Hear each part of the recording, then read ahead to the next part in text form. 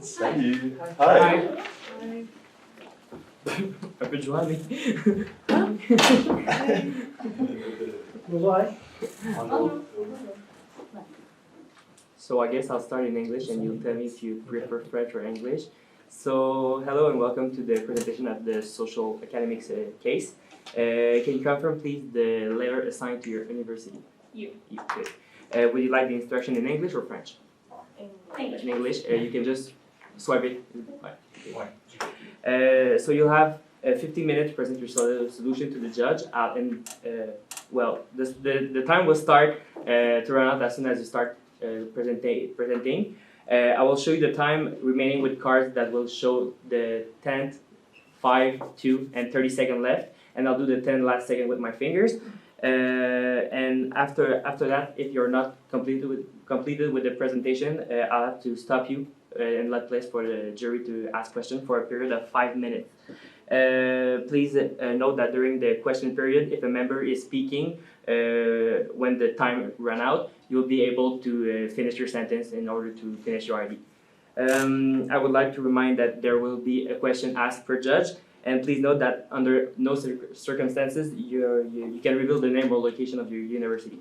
I will now let the judge introduce themselves, and after we can start the presentation. Hi guys, good evening. My name is Shelby. I'm a business development manager for client acquisition professionals and students. Awesome. Hi, my name is Nijat. I'm the retail VP for Street and small business. Retail, small business, but that's Hi, I'm Benoit. I'm the product manager for newcomers, professionals, and students packages. Hi, my name is Oliver, and I am part of the jury for social.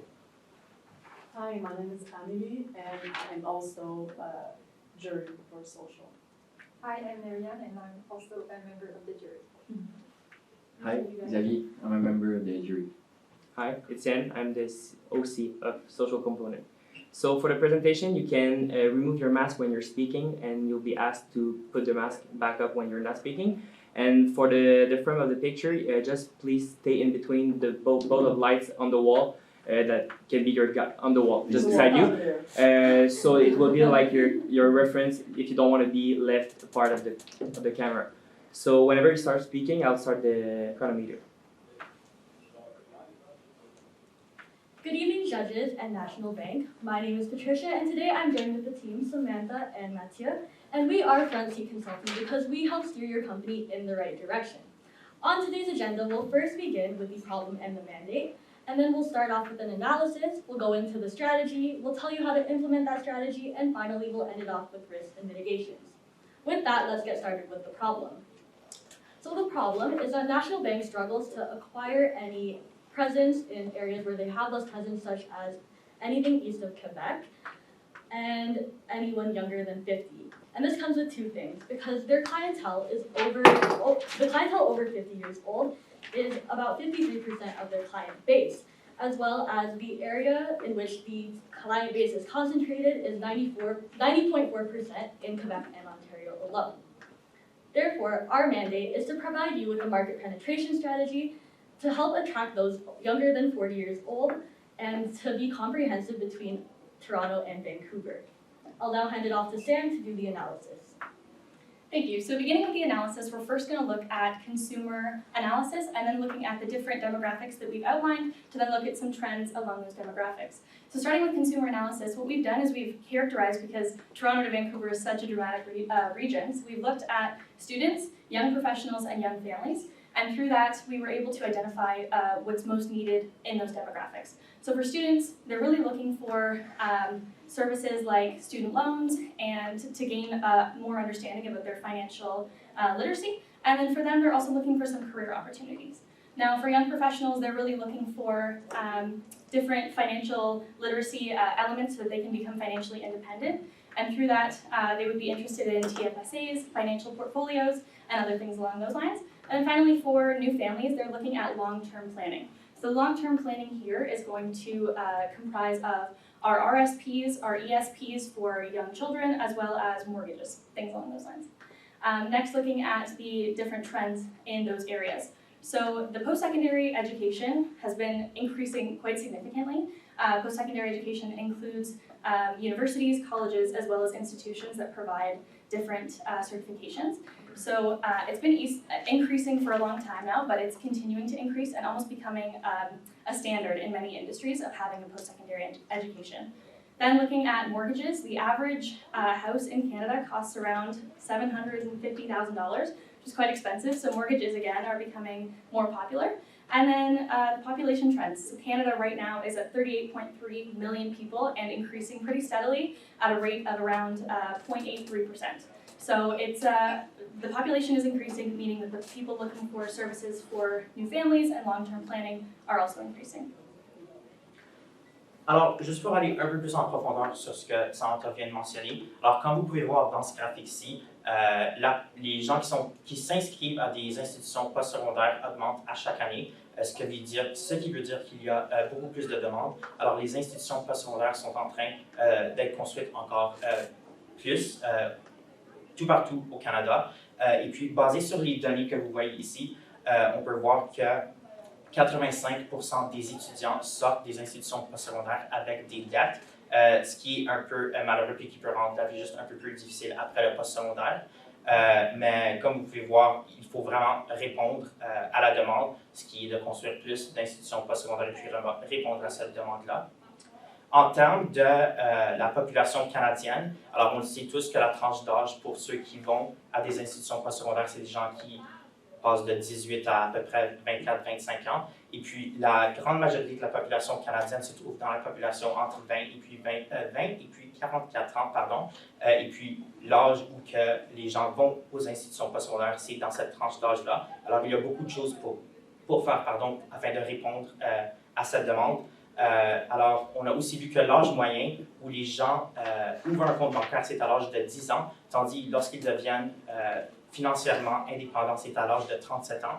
Mais après une enquête qui a été faite auprès des gens de cet âge-là, on a trouvé que, pas nous, mais l'enquête a trouvé que les gens veulent devenir financièrement indépendants à l'âge de 27 ans, ce qui est beaucoup plus jeune que l'âge de 31 ans. Et puis, juste en termes d'hypothèque, alors les gens qui sont de 20 à 44 ans, eux, ils cherchent à faire des prêts hypothécaires. Puis la grande majorité de ces gens-là, c'est des gens qui sont prêts à s'établir, avoir une famille, qui ont terminé l'école. Alors c'est là qu'on pense que la Banque nationale pourrait venir en aide et puis offrir des services à ces gens-là de cette tranche d'âge-là. On le sait que les prix des maisons ont augmenté.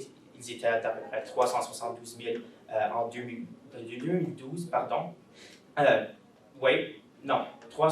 L'hypothécaire était de 372 000 en 2021, puis en 2012, c'était de 223 000. Alors, en termes de stratégie, il faut bien évidemment garder le développement durable en tête. Alors, on propose 3 différentes tactiques pour cela. La première étant avoir une responsabilité sociale. Alors, parmi la gouvernance de la Banque nationale, il faut juste faire certain de garder en tête qu'il faut vraiment avoir une culture financièrement et socialement responsable pour tout ce qui est à la Banque nationale et puis faire la bonne promotion d'investissement dans des cas sociaux et puis éthiques. La deuxième étant la responsabilité environnementale. Alors, notre plan a juste des tactiques de marketing qui sont numériques et non par papier. Alors, bien évidemment, il faut juste rester écolo puis réutiliser, qui est aussi plus efficace faire du marketing numérique. Et puis la dernière étant la gouvernance. Alors, juste faire certain que tous les plans de marketing passent par l'équipe de l'audit à la Banque nationale et puis que la Banque nationale reste transparente avec leurs clients ainsi que leurs employés et puis qu'on suit les lois sur les banques du Canada. So starting with the strategy, we're going to look at driving factors for success. So we're looking at a CAR strategy, which includes to connect, attract, as well as retain the new customers that we've connected with. So starting with Connect, we're looking at strategic alliances. Now this is a great way to implement in these urban areas that have a high density of population, especially with the demographics that we've outlined.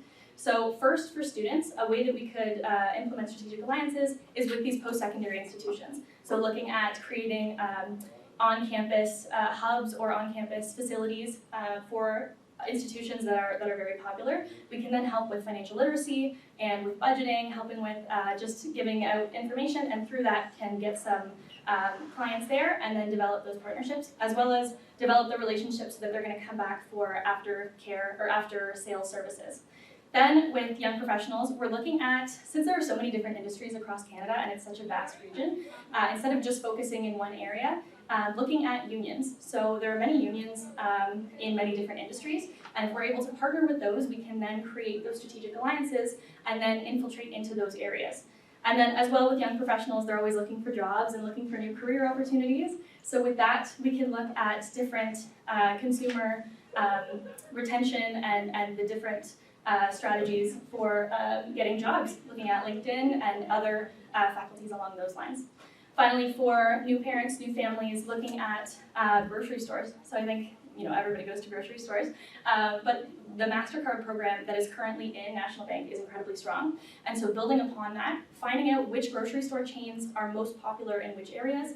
For example, if in Edmonton, Sobeys is really popular, then looking to see if we could create strategic alliances with the Sobeys that are in Edmonton so that we can gain those customers, provide different rebates programs along those lines so that we can really help to build our consumer base for those new families in those areas.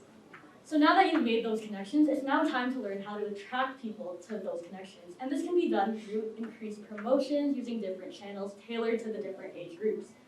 For students, National Bank can work with the universities and different student-run organizations to sponsor these events. This will allow the bank to meet with students and firsthand explain to them what kinds of services are available to them. For young professionals, we can take the LinkedIn and recruitment companies that Sam mentioned and use advertising and marketing promotion on those sites to attract millions of users that use the apps. And finally, for the young families or the new families, National Bank can use the grocery partnership that Sam mentioned as well, and use the digital flyers that are sent to every customer and include marketing promotions in that. The final pillar on our strategy is to retain those customers that you've attracted before. And this can be done through after-sales services. For students, they'll be looking more to learn about saving and student loans, which is why National Bank can offer them with financial planning and advisory on these topics. For young professionals, they're more interested in the investments and just growing their portfolios, which is why National Bank can provide them with financial services and just different sessions to learn about portfolios and the risks and rewards with portfolios. And finally, for the new families, they can learn about financial literacy for RRSPs, ESPs for their future children, mortgages, and just saving overall for their future family. Next, looking at implementation. So how are we going to get all these things moving? For implementation, really what's most important and most critical, the most important pillar of our strategy is creating those strategic alliances because things build off of those. So with the strategic alliances, it would be imperative to start these relationships and building these relationships as soon as possible. It would take about a year to get the on-campus programs that we talked about, the different grocery programs, but just using the relationships that we're building to try and create those as fast as possible. As I mentioned, that would take about a year. Now looking at attracting the different, promoting through attraction. So what we can do is use the strategic alliances to promote, and again, we're gonna have to wait until those are finished to be able to promote through that. But something that we can start immediately, and kind of the beauty of the sustainability aspect that Matt talked about, is digital. That can go in right away. Now, digital marketing, there's a lot to put into digital marketing, but logistics-wise, there's less to kind of handle with handing out flyers and that kind of thing. Everyone's on their phone nowadays. Everybody's connected so intensely. So it's a great way to be able to create those different promotions. Then finally, with retention strategies, those are the different after-sales services that Patricia had mentioned. And with those services, what we can do is use the strategic alliances that we had made to implement those services. And that means that it will take time for the strategic alliances to be built first, and then create those programs so that we can ensure that all the customers are being served and that everyone is getting the most out of those services. So now it's time to talk about the budget, and as you can see on the screen, there are a couple line items. First, starting off with the school event sponsorships, in which we've allocated $50,000 just so you have the wiggle room to sponsor multiple events during the year.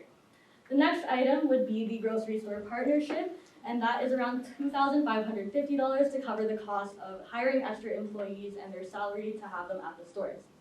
Next up, we've got marketing campaigns that Sarah mentioned, and that will be $12,000, which is related to the cost of starting up that campaign, but don't worry because maintaining the campaign is much cheaper. And finally, we've got the LinkedIn/recruitment campaign, which is $60,000. This one is pricey, but it's because LinkedIn does suggest to reserve $5,000 every single month in terms of LinkedIn advertising.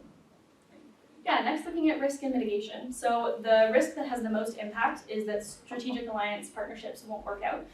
So the way that we can mitigate this is really just showing how this strategic alliance would be beneficial for both parties, and then if necessary, providing negotiations to try and alleviate some of the concerns that these partners might have.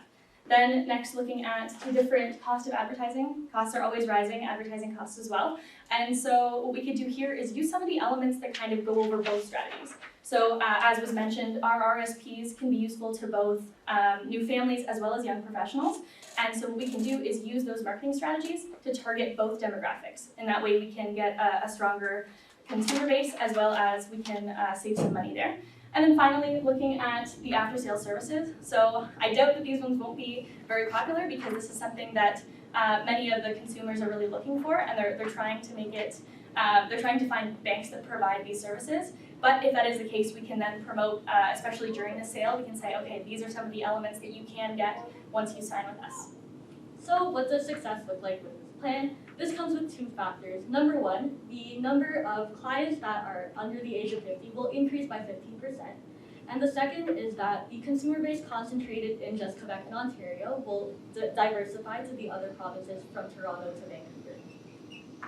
So National Bank, you gave us a problem and we came to solve it, which is that you're having trouble attracting a younger clientele base in the western part of Canada, as well as the central part. And you provided a solution was to create a market penetration strategy that includes brand awareness, just different advertising techniques, and just making sure that we're present through the thresholds of the people that are aged from 20 that go to post-secondary institutions.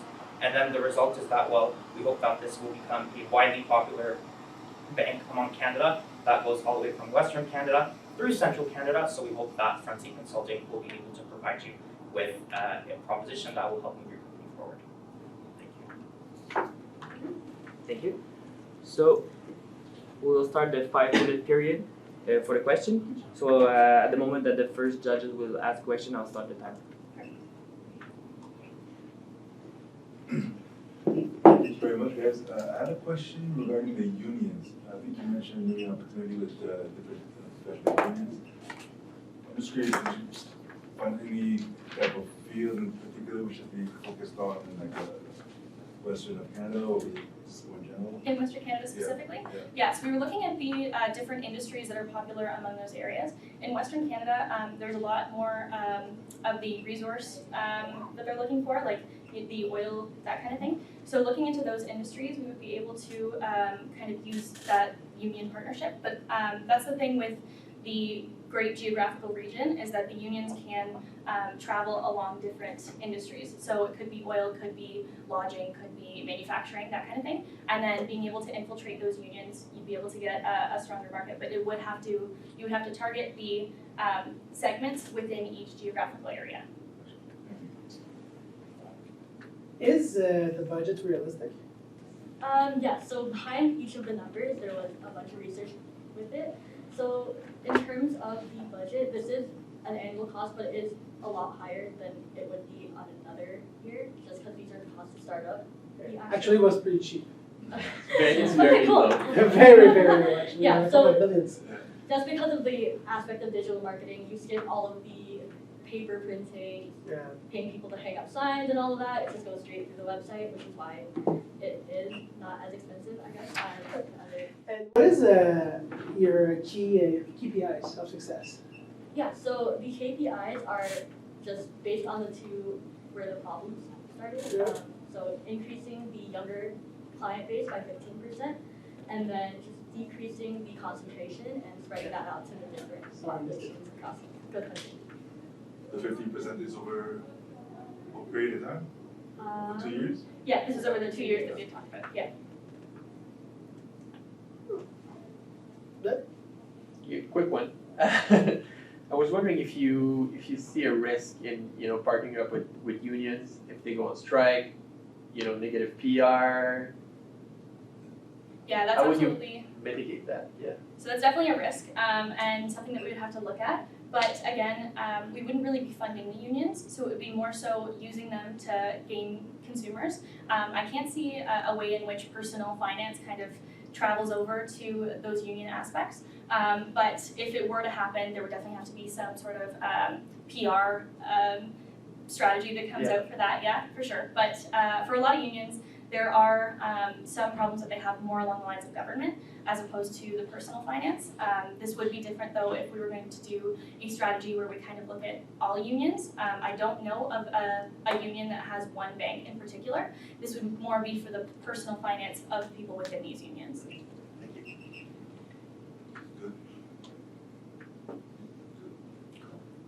D'autres questions? Non? D'accord. Thank you very much. Thank you. you. Guys, you can just check on your cell phone. We just published the schedule for the rest of the evening, so you just go to your room, change for the ceremony, and we'll see you in